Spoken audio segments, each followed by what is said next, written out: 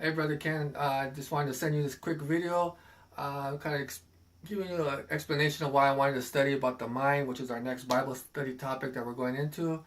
And so I just wanted to make a short, long story. Here we go.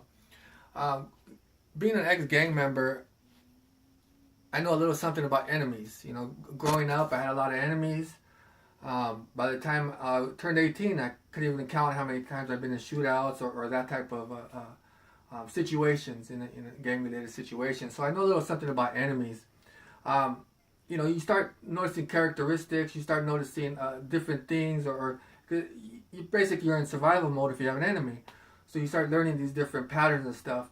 For example, let's say you start noticing a bunch of guys starting to gather up down the street or something, and start gathering up, and more likely they're up to no good. They're probably going to hit your pad.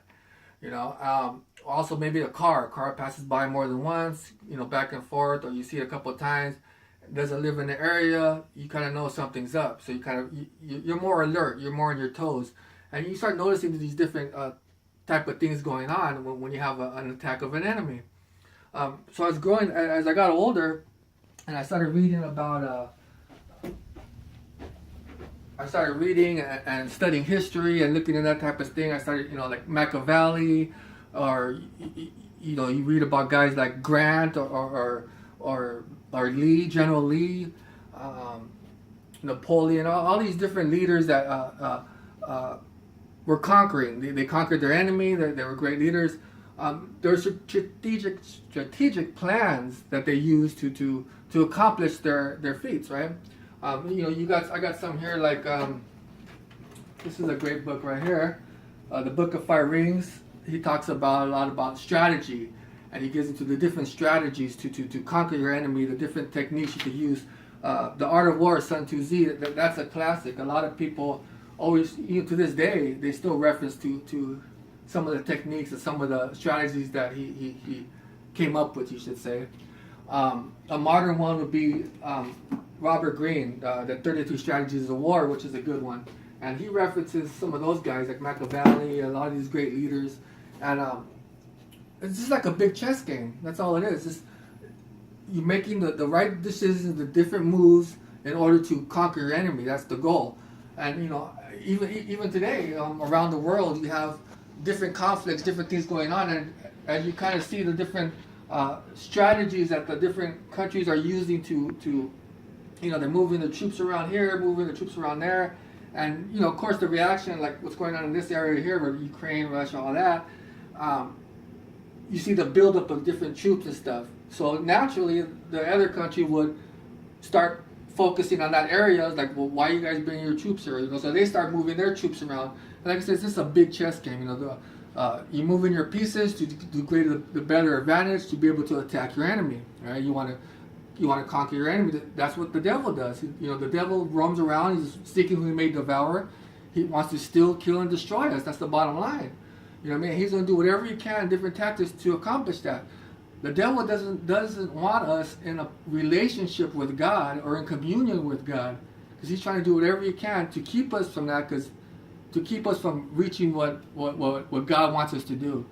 Anyways, I said all that to say this.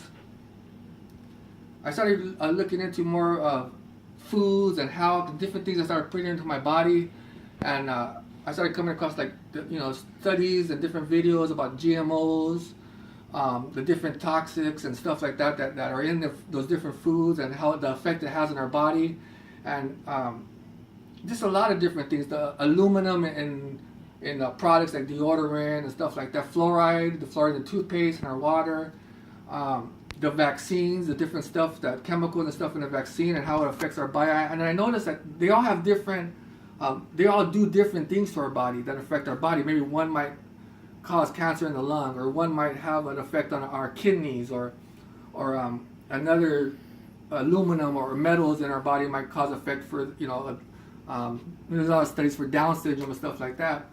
And when I started noticing, I started looking at the statistics too, and I started seeing, okay, well, when they started putting this products into the foods and stuff like that, you see the rise of different cancers as time went on, the different rise, and you could see the different statistics. So anyways, I started noticing a common thread that they all have they all affect the mind in some way.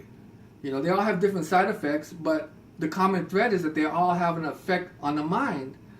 So I'm thinking, okay, to me it's like, it looks like an attack from an enemy. Why is the enemy attacking that area? You know, first of all, why is the enemy attacking our body? Why is the enemy, you know? And some of these chemicals, I read back about the chemical, and I said, okay, well, that's in that product because of that.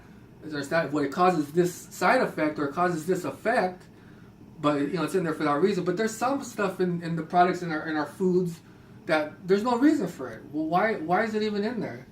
I mean, it's doing nothing but harm. So why is it in there? And again, that's a sign for me to say there's a deliberate attack from an enemy.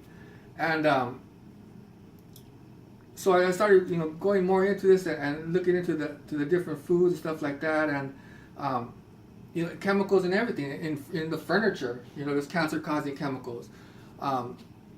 You know, and sugars. You know, people make a big thing about drugs and people that use drugs and the big heroin epidemic. How about the sugar?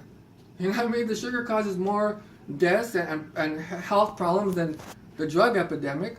So why is that going unnoticed? And if it is doing harm, why are people looking into it?